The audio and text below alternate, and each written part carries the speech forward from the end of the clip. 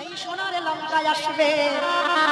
রাবণ রাজা তার স্ত্রীকে ডেকে বলেছিল, মন্দোদরী গো, যেদিন আমার প্রভু রাম আসবে এই সোনার লঙ্কা, তুমি কেঁদে কেঁদে চোখের জলে যে অপচয় করে দিচ্ছ, কিন্তু আমি কাঁদি না কেন জানো?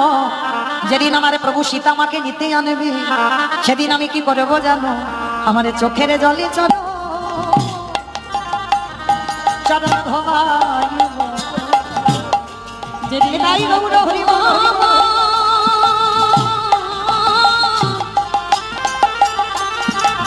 প্রভু রামচন্দ্র এই লঙ্কায় আসবে,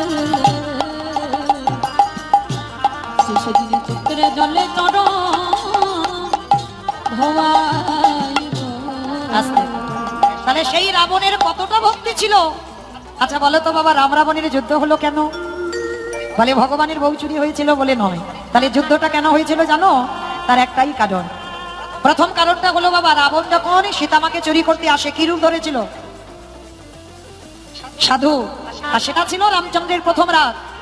সাধু হয়ে যদি নারী হরণ করে, সাধু হয়ে যদি নারীকে হরণ করে নিয়ে চলে যায়, তাতে কি হবে? সাধু সমাজ কলঙ্কিত হয়ে যাবে। ওটা ছিল আমার রামচন্দ্রের প্রথম রাগ। আর দ্বিতীয় কারণটা কি ছিল জানো? রাবণ যদি সীতামাকে চুরি না করতে আসতো, ভালো করে ভাববে। সীতামা বলেছিল, প্রভু সোনার হরিণ ছুটে যাচ্ছে, হরিণটাকে ধরে দাও। কিমা বলেছিল তো হরিণটাকে ধরে দাও। তা তখন রামচন্দ্র হরিণ আনতে গেল। আর হরিণ আনতে যখনই গেল, এতই ভাবতেও না, যখনই বাবা হরিণ আনতে গেল, সঙ্গে সঙ্গে রাবণ এলো সীতামাকে চুরি করতে। আর সীতামা যদি না যেত, ওই লঙ্কার মাটিতে কোনদিন লক্ষ্মী প্রতিমা প্রতিষ্ঠা পেত না। আর লক্ষ্মী যে বাড়িতে নাই, সেই বাড়িতে তুলসী বৃক্ষ না। আর তুলসী বৃক্ষ না হলে মহাপ্রসাদ হবে না। আর মহাপ্রসাদ না হলে ভক্ত সমাজে বিতরণ হবে না। আজ ভক্ত সমাজে বিতরণ না হলে ওই রাবণ রাজা বংশ কোনদিন উদ্ধার হবে না।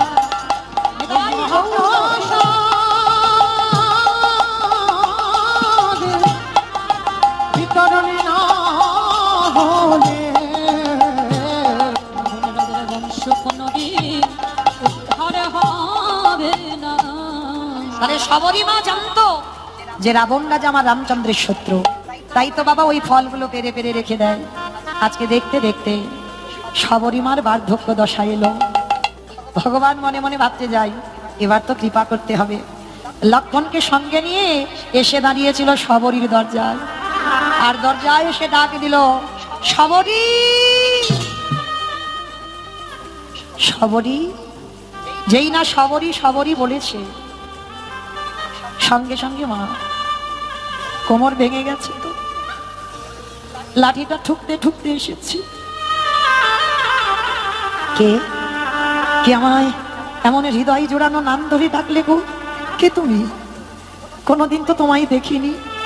সে কি রে, আমার জন্য এত কাঁদিস, আমায় এত ডাকিস, আর আজ আমি যখন এলাম তুই আমায় ভুলে গেলি। কে কে তুমি? আমি তোর রঘুপতি রামচন্দ্র। প্রভু প্রভু, এসেছো এসেছো তুমি আমার দুয়ারে। আচ্ছা মা, ধরো ভগবান হয়তো কোনোদিন তোমার সাধ্য সাধনায় সন্তুষ্ট হয়ে ভগবান সাক্ষাৎ তোমার কাছে এলো, কি করবে? তাড়াতাড়ি বসবার জায়গা দেবে, চরণ ধোবাবে, সেবা দেবে। কিন্তু মা সবরীর তো তাও নেই গো। ভগবান এসেছে, বসতে দেবে কিসে? জায়গাটুকু ছুটে গেল জঙ্গলে, শুকনো পাতা এনেছে, পাতা এনে পেতে দিয়েছে। প্রভু প্রভু এসো, আমার মতো কাঙালির ঘরে যখন এসেছো, এসো বসো। শুকনো পাতায় বসেছে। আপনাদের আমাদের ঘরে তো ঘটি আছে, ঘটিতে করে প্রভু চরণ ধোবাবে। সবরী মা তাও নেই, তাহলে কি চরণ ধোয়াতে পারবে না? ধুইয়েছিল কি করে জানো? হে রাম দয়াময়, ভগবানের চরণ যুগল হৃদয়ে ধরে আমার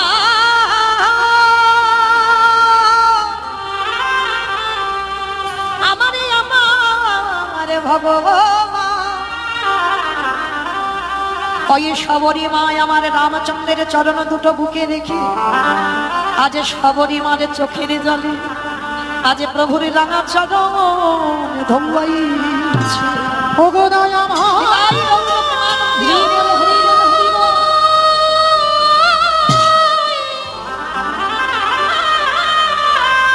প্রভু আমার বলিতে কিছু বলো কি দিয়ে তোমায় সেবা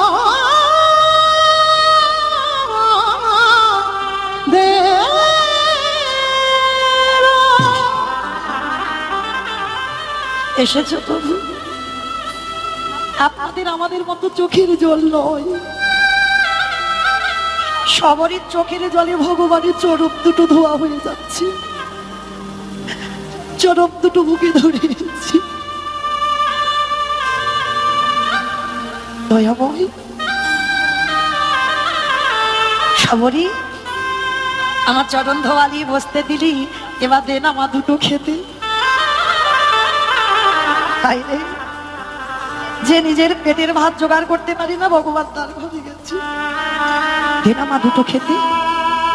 প্রভু, তুমি এই চণ্ডালিনীর হাতে খাবে, তুমি আমার হাতে খাবে, প্রসাদ খাবে, দেন না, বড্ড খিদে পেয়েছি। সবারই ছুটে গেল ঘরে, আর ঘরে গিয়ে মা দেখে না পড়ে আছে সেই ছুরিটা। আমায় রাতে করে খাওয়া ফল কি থাকে গো, পচে যায়, পোকা লেগে যায়, আর অনেক অনেক ফল দেখবে শুকিয়ে যায়। যে ফলগুলো শুকিয়ে গেছে, সবারই মা এসেছে আমার রামচন্দ্রের কাছে, প্রভু ধরো, তোমার জন্য আমি কতদিন গুছিয়ে রেখেছিলাম, সেবা করো। কিন্তু রামচন্দ্র তো অনেক লম্বা, সবারই কোমর ভেঙে গেছে, আর সোজা হচ্ছে,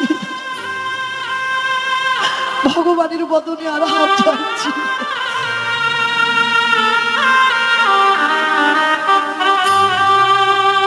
দয়াময়, যখন সময় ছিল তখন তুমি এলে না, আজকে আমার সময় চলে গেছে, তুমি এসেছো, বলতে পারো আমি কি দিয়ে তোমায় সেবা দেবো? ওগো দয়া মাই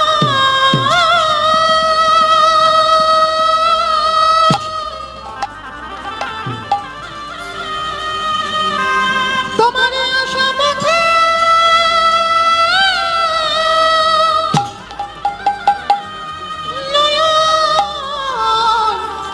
নয়নী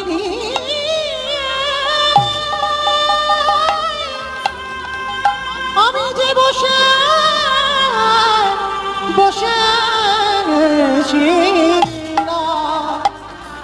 প্রভু এতদিন পথে তোমার কৃপা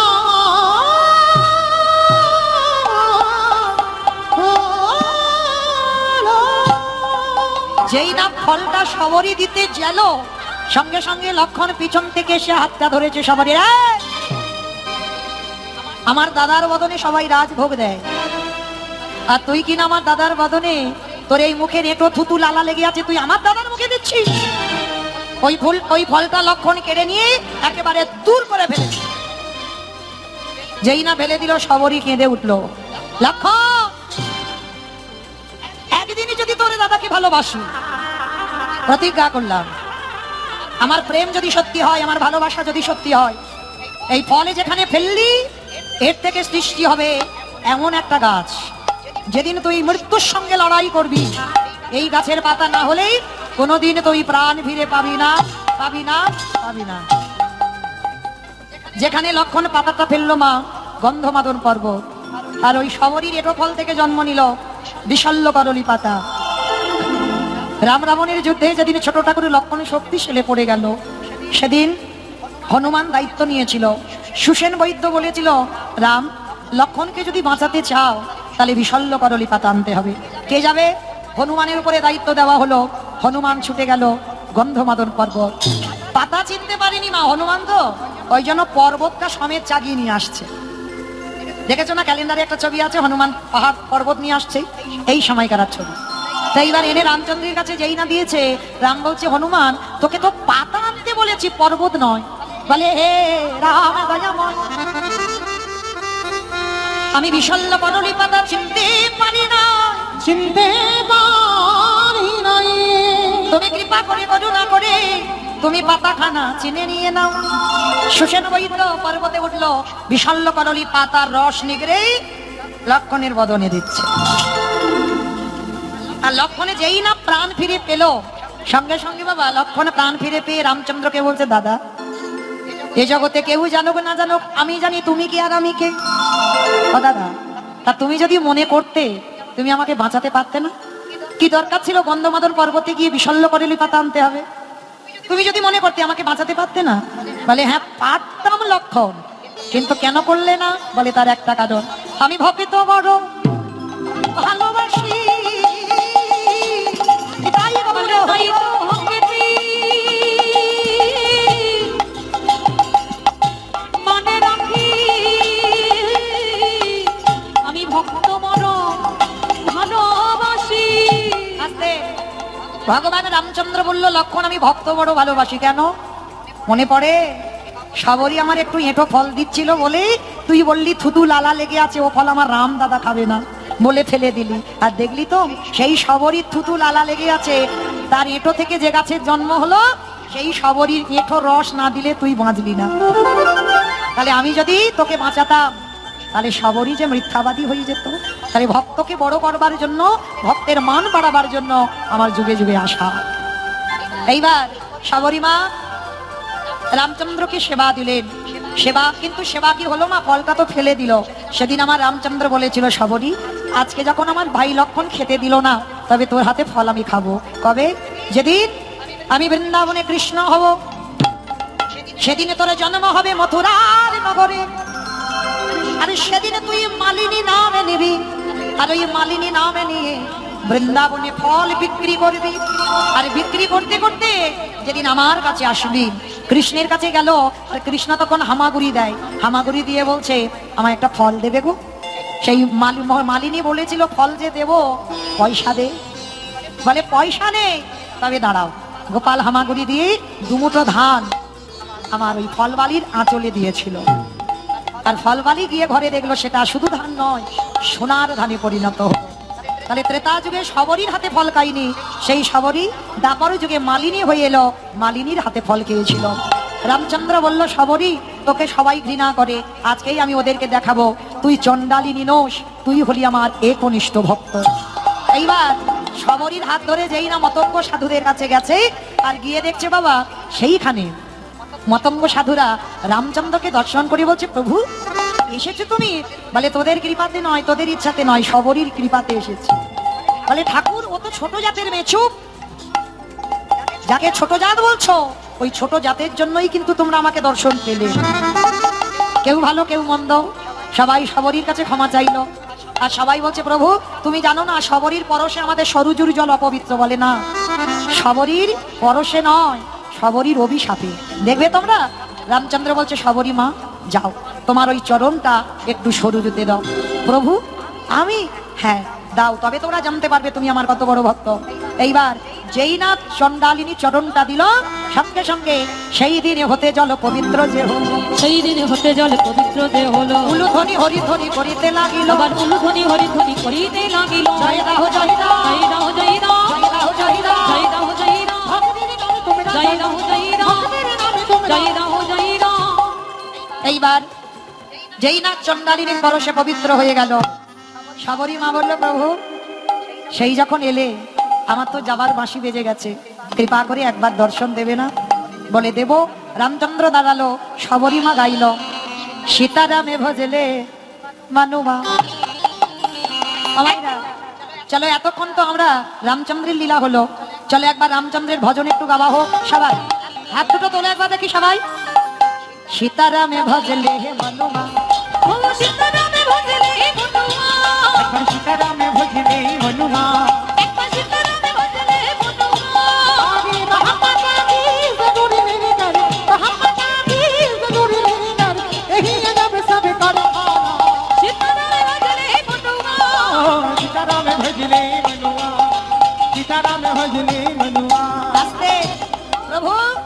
কৃপাটা তুমি তো রাম অবতারে করবে না, করবে কৃষ্ণ অবতারে।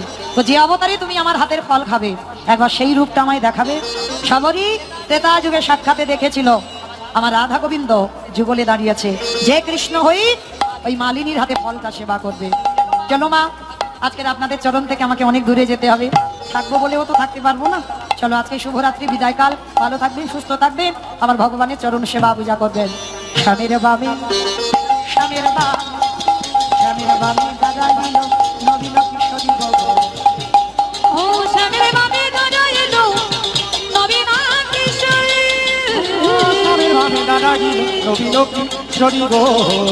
ও শ্যামের বামে দাদা এলো নবীনা কিশোরী। আদি ললিতা বিশাখায়াদি ও যত সহচরী গো, যত সহচরী। আস্তে। আমা উঠবে না, বাড়ি যেতে হবে না, প্রসাদ পেতে হবে তো। সবাই দেখি হাত দুটো তোলো তো দেখি একবার সবাই। পদ্মের পাতা হে পাতায় দিচ্ছে কদতাল, ও পদ্মের পাতায় পাতায় দিচ্ছে করতালি। পদ্মের পাতায় পাতায় দিচ্ছে করতালি গো। পদ্মের পাতায় পাতায় দিচ্ছে করতালি। দাসে মাঝি রাঙা ও তরুণ মাধুরী গো, তরুণ মাধুরী। কেন দাসে মাঝি রাঙা ও তরুণ মাধুরী গো, তরুণ মাধুরী। নিতাই গৌর হরি গো। নিতাই গৌর হরি গো। গৌর হরি গো। আস্তে। আমাদেরকে যাওয়ার সময় সবাই একটু আমার সঙ্গে গান গাইবে, গাইবে বেশ। দুহাতি তুলে বলি রে কৃষ্ণ না, করিবে রে তোর সকল মনস্কাম। সবাই একসঙ্গে বলবে কেমন? হরে কৃষ্ণ, হরে কৃষ্ণ, কৃষ্ণ কৃষ্ণ, হরে হরে, হরে রাম, হরে রাম, রাম রাম, হরে হরে। বলো জোরে, একটু জোরে।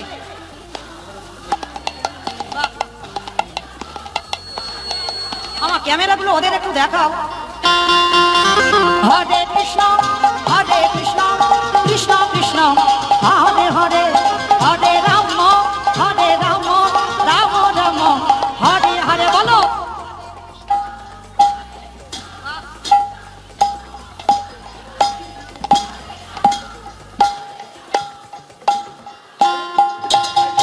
এই হরি নামে মেতেছিল গৌরা নিতাই, ভক্তবাণী সঙ্গে নিয়ে হরে কৃষ্ণ গাই। এই হরি নামে মেতেছিল সবাই, সবাই। ভক্তগণের সঙ্গে লইয়ে হরে কৃষ্ণ নাম। এই হরি নামে মেতেছিল গৌরা নিতাই, ভক্তবাণী সঙ্গে নিয়ে হরে কৃষ্ণ গাই। এই হরি নামে মেতেছিল গৌরার নিতাই, ভক্তগণের সঙ্গে লইয়ে হরে কৃষ্ণ নাম। হরে করি মহানা হজরে মন হরে কৃষ্ণ নাম। দেবানন্দী বাহু তুলি নাচরে মোর কৃষ্ণ বলে। বলো হরে কৃষ্ণ, হরে কৃষ্ণ, কৃষ্ণ কৃষ্ণ, হরে হরে। হরে রাম, হরে রাম, রাম রাম, হরে হরে। কত পাপি তাপি করে গেল এই মহানামে, মধুর নাম ছড়িয়ে দেব সকল গ্রামে। কত পাপি তাপি করে গেল মহানামে, মধুর নাম ছড়িয়ে দেব সকল গ্রামে। শহর দিয়ে গাইব কৃষ্ণ নাম, সেটা হবে বৃন্দাবন নাম। নিতাই গৌর হরি দেবানন্দী বাহু তুলি নাচরে মোর কৃষ্ণ বলে। একবার নাচো দিব হরে কৃষ্ণ বলে। নাচ দেব কৃষ্ণ বলে। রাধে রাধে জপা কারো, কৃষ্ণ নামে রাশে প্রিয়া কারো। রাধে রাধে জপা করো, কৃষ্ণ নামে রস পিয়া করো। বলো রাধে রাধে জপা কারো, কৃষ্ণ নামে রাশে প্রিয়া কারো।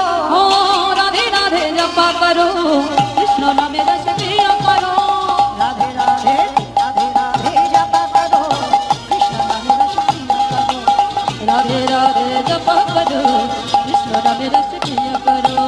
রাধা রানী হে মহারানী, মহিমায়ন কে সব অজ্ঞানী।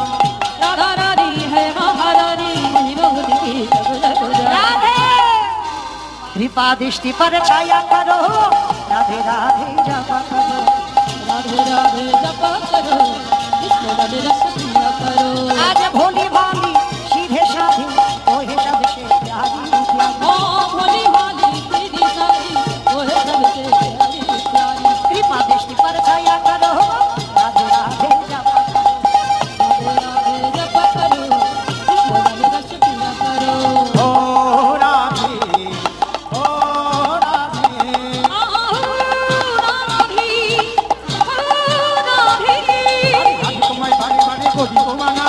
আছে তোমায় বারে বারে করি গো মানা যমুনাতে জল ভরিতে একলা যে গো না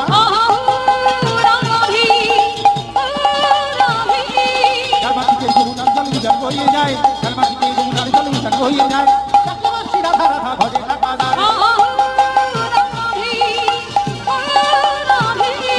কৃষ্ণ ভালোবেসে তোমার হলো যে বাদনা কৃষ্ণ ভালোবেসে তোমার হলো যে বাদনা জন্য পেলে কলম কিনলাম